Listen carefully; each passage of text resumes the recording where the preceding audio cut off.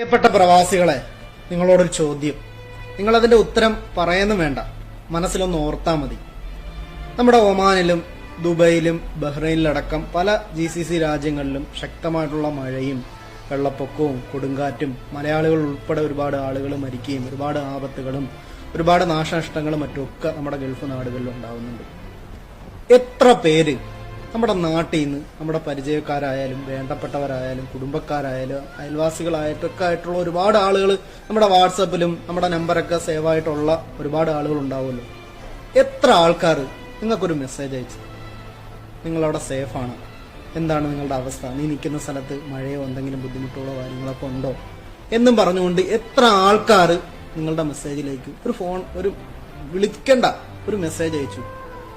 ഇഷ്ടം പോലെ സാങ്കേതിക വിദ്യകളും ഇഷ്ടം പോലെ ആപ്ലിക്കേഷനുകളും വന്നാലും ഇപ്പോഴും നാട്ടിൽ നിന്ന് പ്രവാസിക്ക് ഒരു കോളോ ഒരു മെസ്സേജോ വരണമെങ്കിൽ നാട്ടിൽ എന്തെങ്കിലും ഒരു ആവശ്യം വരണം, എന്നാൽ മാത്രമേ വരുള്ളൂ.